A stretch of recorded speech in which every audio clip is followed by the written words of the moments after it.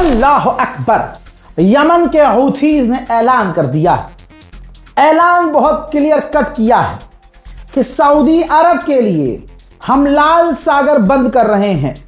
यानी अब से सऊदी अरब से जुड़ा हुआ कोई जहाज लाल सागर से भी नहीं गुजरेगा।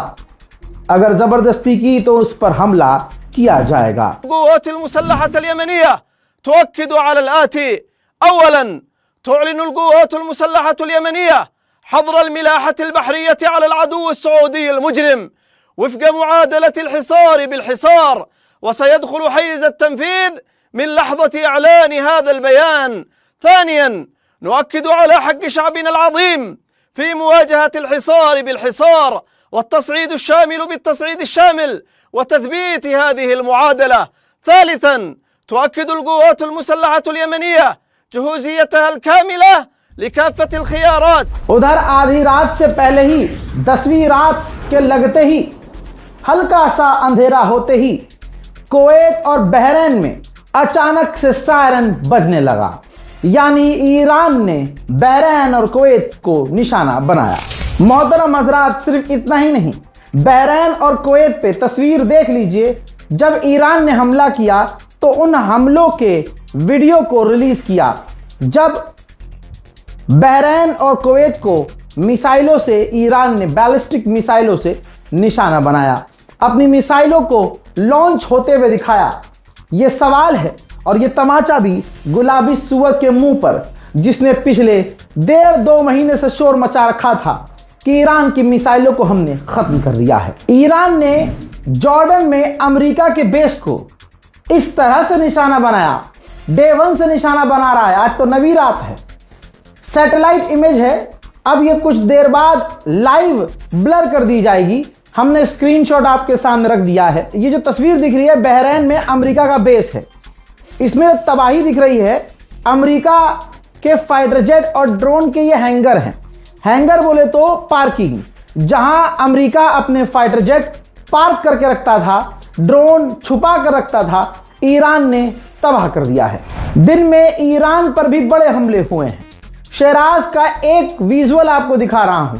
शिराज का ये शहर है, आम शहर है, यहां कोई ईरान का बेस नहीं है। चारों तरफ आपको सिविल प्रॉपर्टी नजर आ रही है। वहां पर ईरान के शिराज के इलाके में अमेरिका ने हमले किए हैं। ईरान के तबरेज के इलाके में ईरान की मिलिट्री साइट को अमेरिका ने निशाना बनाया। डिफेंस सिस्टम, ईरान के डिफेंस सिस्टम को चलाने वाले एक ईरानी सैनिक की मौत हो गई। ईरान के ऑफिशियल ने ऐलान किया है कि यमन के ऊपर हवा में पाबंदी लगाने पर हम उसको रिकॉग्नाइज नहीं करते, हम पाबंदी नहीं मानते। हजरात, ये बात इसलिए कही है क्योंकि ईरान के जहाज ने अब पिछले 1 हफ्ते से यमन के अंदर लैंड करना और वहां से टेक ऑफ शुरू कर दिया है। यमन के सना इंटरनेशनल एयरपोर्ट पर 11 साल बाद ईरान की महान एयरलाइंस उतरी। सऊदी अरब ने पूरा हवाई पट्टी उड़ा दिया, लेकिन फिर भी महान एयरलाइंस उतरी। अब रोज यमन के सना इंटरनेशनल एयरपोर्ट पर महान एयरलाइंस उतर रही है और वहां से ईरान के लिए वापस उड़ान भर रही है। यह बात अरब देशों को और अमेरिका को झेली नहीं जा रही है। तो चारों तरफ से आवाज आ रही थी कि ईरान यमन नहीं जा सकता, तो ईरान ने अब सफाई दे दी है कि भाई यमन के ऊपर तुमने जो हवाई पाबंदी लगाई है हम उसको नहीं मानते। ईरान ने कहा है कि ये जंग तब खत्म होगी जब हमारा अपर हैंड होगा, यानी जब हम भारी पड़ेंगे, आखिरी हमला, बड़ा हमला हमारा होगा, तब ये जंग खत्म होगी। अब दोस्तों, पहले भी ये जंग नाक की थी, आज भी ये जंग नाक की हो चुकी है।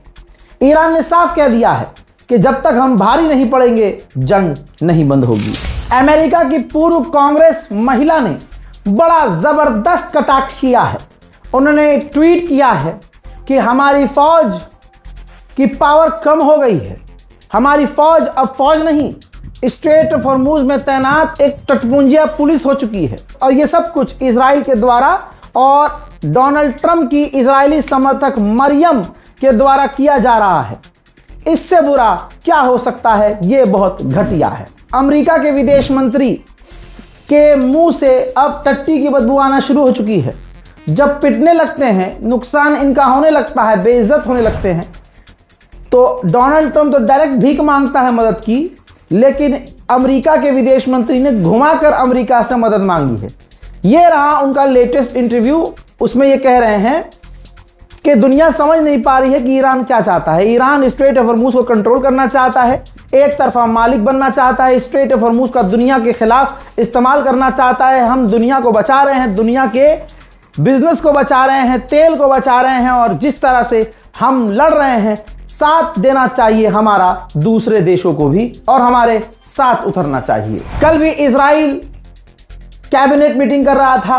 अभी भी खबर आ रही है कि इजराइल के प्रधानमंत्री नेतन्याहू अपनी कैबिनेट मीटिंग कर रहे हैं। ईरान ने कंफर्म किया है कि हमें सीज फायर का ऑफर मिला है।